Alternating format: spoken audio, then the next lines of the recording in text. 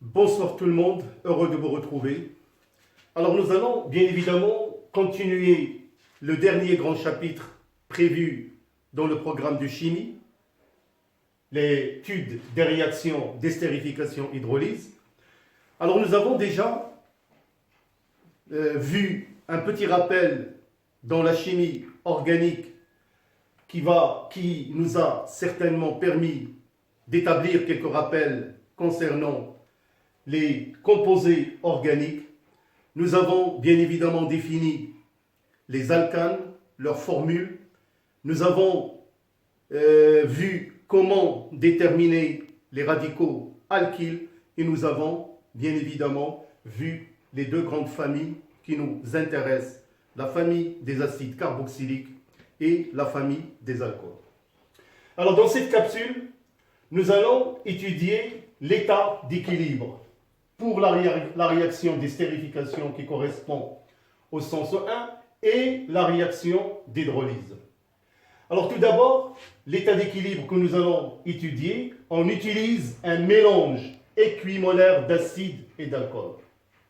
Alors qu'est-ce qu'on entend par un mélange équimolaire? C'est tout simplement quand le nombre de moles N d'acide et celui N' d'alcool sont égaux. Dans notre cas, nous allons prendre N égale N' est égal à 1 mol. Alors, comme vous pouvez le remarquer, là, c'est la réaction globale. Dans le sens 1, c'est la réaction d'estérification. Et dans le sens 2, c'est la réaction inverse d'hydrolyse. Alors, on établit le tableau d'avancement. On part à l'instant t égale à 0. 1 mol d'acide qui réagit avec 1 mol d'alcool. Et à l'instant t final ou t équilibre, on a 1 moins x équilibre. On va trouver dans cette expérience qu'il va rester 0,33 mol d'acide et d'alcool pour une formation de 0,67 mol d'ester et 0,67 mol d'eau. Je tiens bien évidemment à rappeler que l'eau formée dans la réaction, c'est un produit et n'est pas un solvant. Seulement pour vous dire qu'on va en tenir compte quand on va établir la constante d'équilibre. Dans le cas d'un mélange équimolaire, d'un acide carboxylique et d'un alcool primaire, le rendement de la réaction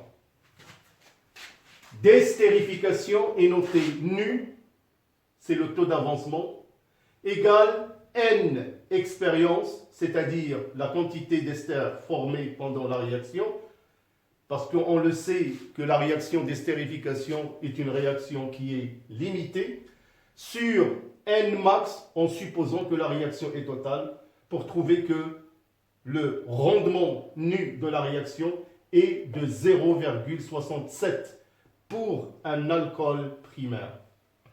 Alors dans les mêmes conditions de réaction, c'est-à-dire mélange équimolaire, le rendement dépend de la classe de l'alcool utilisé.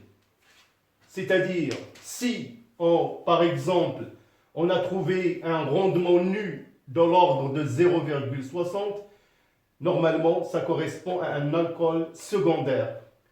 Par contre, si le rendement nu est inférieur à 0,10, en général, c'est pour un alcool tertiaire. Alors, nous allons utiliser quelques graphiques qui vont nous donner la variation de la quantité de matière en fonction du temps, que ce soit pour la réaction d'estérification ou pour la réaction d'hydrolyse. Alors, pour la réaction d'estérification qui correspond au sens 1, on peut déjà voir sur le graphe comment évoluent les quantités de matière en fonction du temps.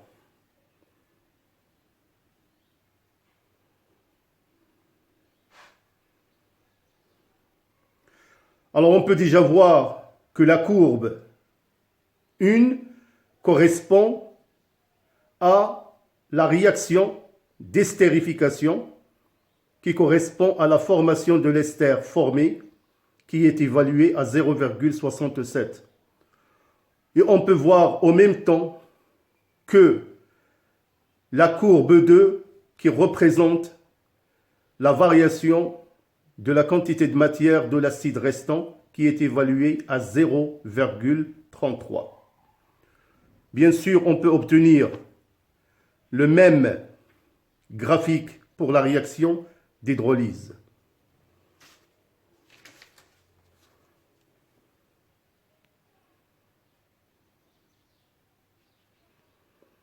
Donc, la courbe 1 correspond bien évidemment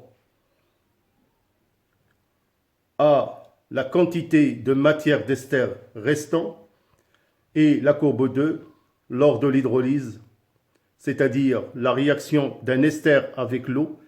Donc, on assiste à une formation évaluée à 0,33 d'acide formé pour un mélange équimolaire bien évidemment.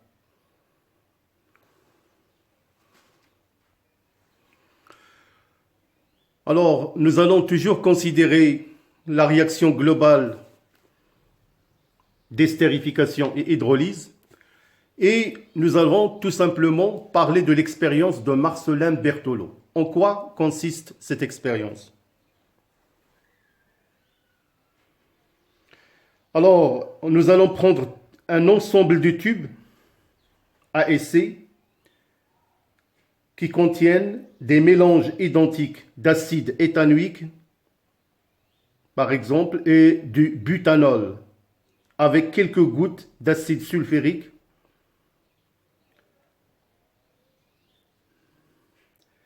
Alors ces tubes, ils sont dosés à un instant précis dans l'eau distillée, glacée les uns après les autres.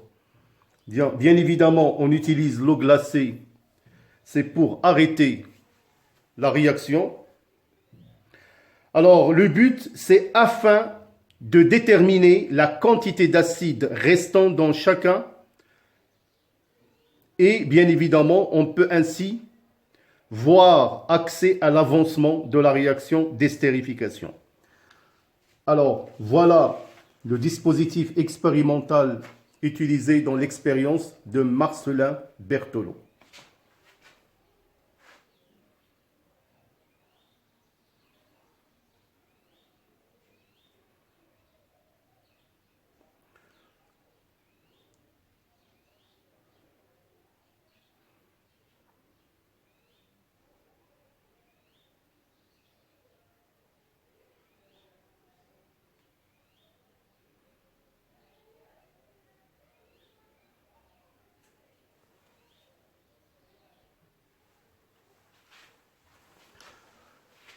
Alors maintenant, nous allons établir la constante d'équilibre pour la réaction d'estérification K égale à la concentration, bien évidemment, de l'ester à l'état d'équilibre, multiplié par la concentration de l'eau à l'état d'équilibre, divisé par la concentration des concentrations d'acide et d'alcool à l'équilibre. Et comme vous pouvez voir à gauche, selon le tableau d'avancement, on va trouver que K est égal à 4. Par contre, dans le cas de l'hydrolyse, la constante d'équilibre, c'est K' est égal à 1 sur K est égal à 1 sur 4. Alors maintenant, nous allons voir de près comment on peut contrôler cette réaction d'estérification-hydrolyse dans le but d'augmenter le rendement, sachant que cette réaction est caractérisée par le fait qu'elle est lente, limitée et athermique. Alors maintenant, nous allons aborder le contrôle de la réaction d'estérification-hydrolyse. Alors d'une part, on peut faire un contrôle de la vitesse de la réaction pour cette raison. Pour augmenter la vitesse de réaction, il est possible d'utiliser un catalyseur qui augmente la vitesse de réaction sans modifier l'état final. On peut procéder par élever la température, qui est un facteur cinétique. On utilise bien évidemment le chauffage à reflux, qui permet d'accélérer. Le reflux permet de récupérer les espèces chimiques se vaporisant. Alors, je vais vous montrer bien évidemment le dispositif du chauffage à reflux.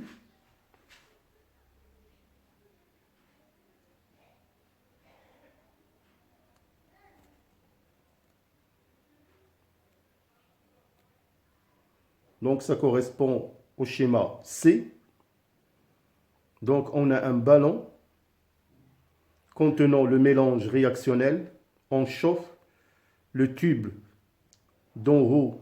C'est un tube avec un réfrigérant qui permet une entrée d'eau, une sortie d'eau, qui permet une condensation des espèces chimiques dans sa paroi, qui finissent par se condenser et retomber dans le ballon sans qu'il y ait vaporisation.